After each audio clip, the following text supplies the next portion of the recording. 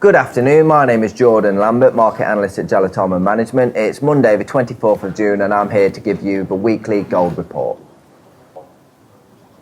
Gold tumbled badly last week after Federal Reserve Chairman Bernanke said the exiting of the bond buying will begin if the current trend of economic development continues, and a break below two support levels of 1338 and April's low of 1321 exacerbated the drop. Price dropped to as low as 1269.51, which is the lowest since September 2010, before having a small bounce on Friday to as high as 1302.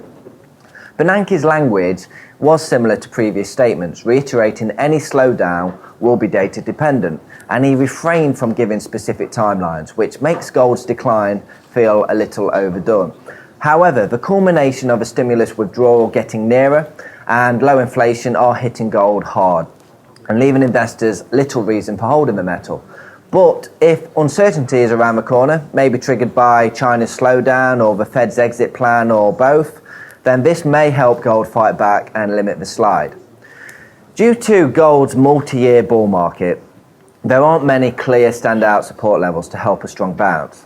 1156 is the next potential support level, established after a bull market pullback in May 2010.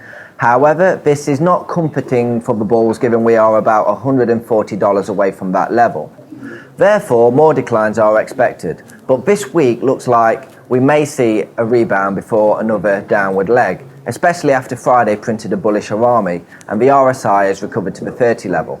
If the stochastic can cross back above 20 with a cross of the fast and slow lines, this will add to the probability of a bounce and take into account that price is also trading on the outside of the lower Bollinger Band, signalling a forthcoming correction. Target level will be 38.2% Fibonacci retracement level at 1315, which should deliver some resistance, and if price can push past, it will find more resistance at previous support of 1321. Gold was range bound between 1338 and 1423 for over 4 weeks across May and June, and any break to the upside or downside is likely to dictate sentiment for the rest of the year. Therefore, longer-term position traders should consider shorts after any correction. Of course, things can change if the US economic recovery has setbacks and stimulus prevails. However, right now things are very bearish for gold over the long term. This week holds a relatively busy economic agenda, mainly centered on the US. On Tuesday, we have US new home sales and US house prices, and the UK's inflation report that could indirectly affect gold by moving the pound-dollar pair.